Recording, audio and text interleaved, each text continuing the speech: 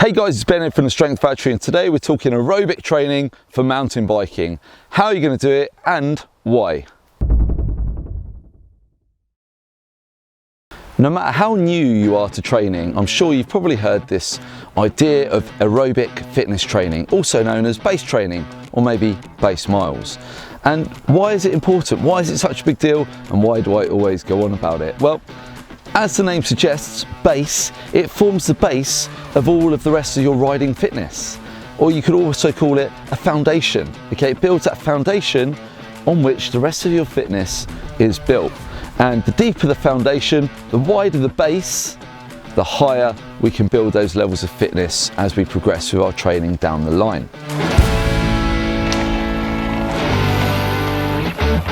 Taking that idea of the base or foundation to the next level, I like to talk about a pyramid representing your fitness. And the higher the pyramid is, the more fit you are, okay? And fitness is obviously relative to what you're training for, but let's talk in general terms.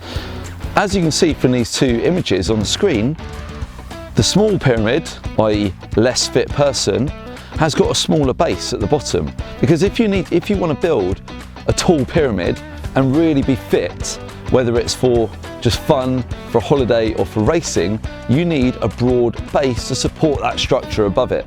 And all those layers on top of it are the other layers of your bike fitness that you then build on top of this aerobic base training. And that is why this training is so important, and that is why you need to be disciplined enough to actually do it, especially through the winter months, if you want to be competitive, if you want to enjoy your riding, and if you want to have a great summer on your bike.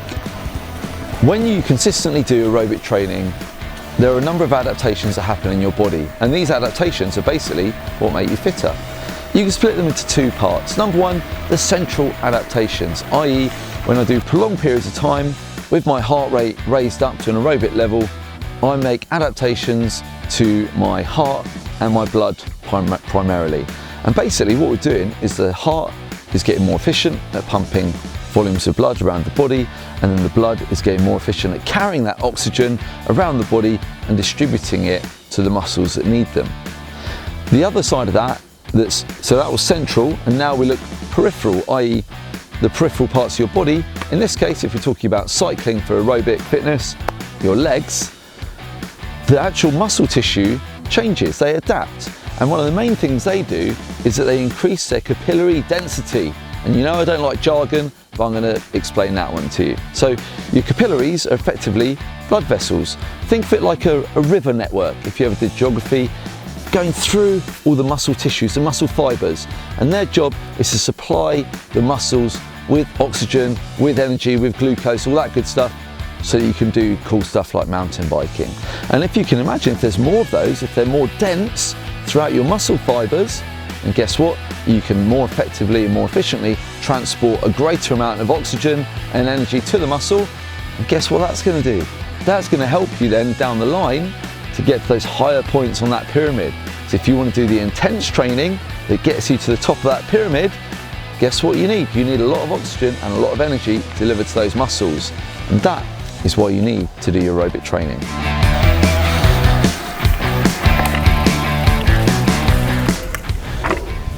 So, how do we actually do this mythical aerobic training? Well, let's start off with the perfect world, okay? You're a pro rider with loads of time. You're gonna go out for 2, 3, 4 hours, okay? And you're gonna work at a low intensity, okay? And that is the key here. And this is where people go wrong. It's because they go too hard, because they get bored, because they're not disciplined enough, or because they're not paying attention. Now, what is low intensity? Well, we can look at it in different ways. First of all, let's look at a scale of 1 to 10. Okay, you don't have a heart rate monitor, low tech, just how it feels. 1 is me now, chill, low heart rate. 10, max heart rate, going as hard as I possibly can for a really short, intense effort, okay? And in that scale there, we want to be riding aerobically at about 3 or 4 out of 10. So that is really quite easy, okay? You shouldn't be feeling a burn building up. You should still be able to talk to the other people riding with you, like relatively normally, like I am now, okay? And you should basically be able to do it fairly indefinitely when you get good at it. You know, that's your all-day pace, okay? Especially once you've trained it for a little while. Now we can also use heart rate for it as well. So if you have done some sort of heart rate testing and you have your zone set, then you can ride in zone 2. Okay, that's by most training systems. And you know what zone 2 is usually called? It's usually called your aerobic training zone. So it gives you a good clue there. Now, if you are new to heart rate training, or you haven't done a test, or you don't want to do a test, then the way I would steer you is another low-tech approach, but this is to use something called the Maffetone formula. And this is what I use with a number of my online programs. I'll put all the details of it in the description, in the notes below the video as well. But basically, it's 180 minus your age. Okay, so for me, I'm 42, so it's 138 beats per minute. And then you modify it plus or minus 5 beats depending on other factors. Okay, and that then gives you your maximum aerobic heart rate. So whether you're using like a zone-based system or the Maffetone formula, you've then got that top of zone 2 or your maximum aerobic heart rate, and that is a ceiling that in an ideal world you do not cross. You don't cross it for a single second or a single beat for the entire ride. Okay, that is the ideal world. That is what's going to get you the best fitness gains.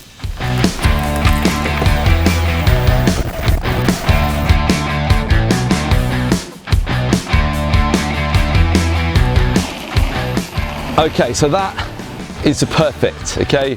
You're a pro road rider, pro athlete, all the time in the world, you can do that. I am 42, my own business, 2 kids. I can't go for 4-hour pace rides, okay? I'm not sure my bum would like it if I did. So, what are we gonna do about it? Well, as always, you know, one of my consistent messages about everybody being able to be a bit better and making it achievable is that something's always better than nothing. So if you can't go for 4 hours, go for 2. If you can't go for 2 hours, go for 1.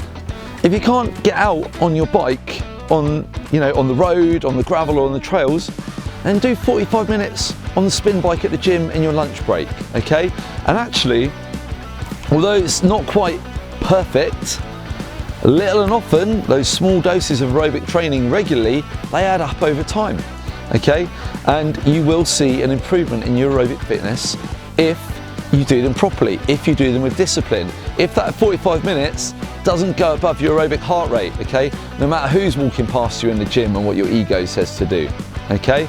So little and often can be really effective, and so it's just about making the most of your time, putting in maximum dedication and effort, because the more you put in, the more you're going to get out.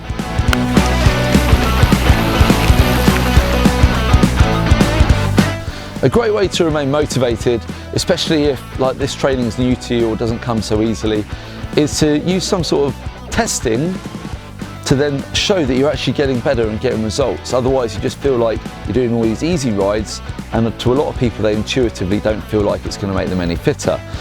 The way we're going to test is not necessarily testing against maximum output like you might think, like disgusting efforts against the clock or whatever. It's actually thinking about efficiency.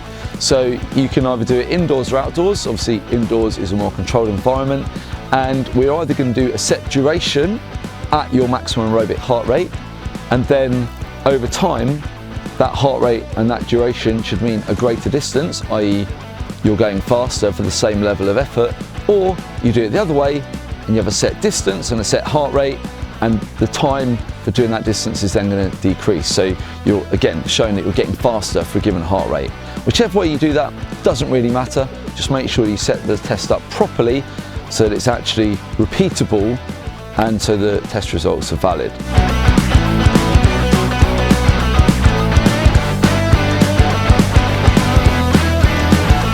The one thing that people consistently do wrong with aerobic training, I said it before earlier, is they ride too hard.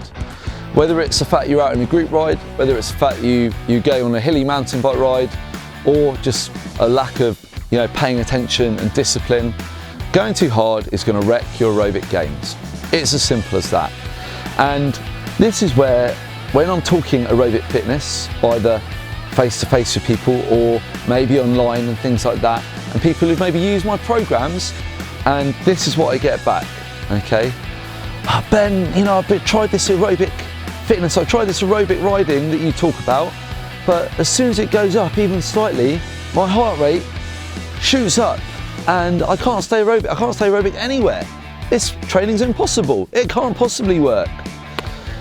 And so then they quit. They just carry on doing what they're doing. They remain unfit. They don't make any progress. The people who say that, if that's you, you're the people who need this more than anybody else. Because the reason your heart rate does that is because you're not very aerobically fit. That's going to limit your ability to ride all day, your ability to ride day after day, your ability to recover between efforts, and ultimately, you're not going to be as fit, you're not going to be as good a mountain biker.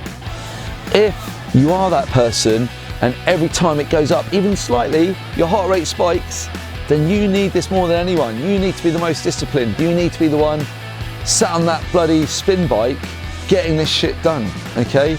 Maybe I'm being harsh, or maybe I'm just being a realist and telling you what you need to hear. So if that's you, drop it in the comments, let me know, and then let me know in a few months or 6 months, okay? Because we're not talking about 2-3 weeks here, if that's the case for you.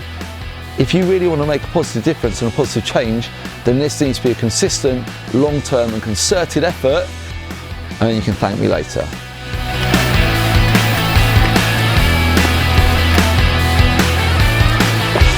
At the end of the day, aerobic training is like anything. The more you put in, the more you're going to get out. If you half-ass it, ride too hard, don't commit to it, it's not going to work and you're not going to change. If you trust the process, if you put in some work, if you commit to riding easy when all you want to do is ride fast, then you're going to be a better rider for it. So trust the process, build that aerobic base, and then we're going to layer that fitness on top, and then you're going to be unstoppable. So let me know what you think. I'd love to hear your thoughts or your experiences in the comments. If you haven't already, then make sure you subscribe to the channel as well. Apparently YouTube reckons that only 30% of the people who watch my videos are subscribed, and I think that's nonsense. So if you haven't subscribed yet and you watch this till the end, then do me a favour and click that button and let me know, all right? Let me know how you get on. Drop me a line in a few months when you've done this aerobic training and you're turning into an absolute machine. I'd love to hear from you.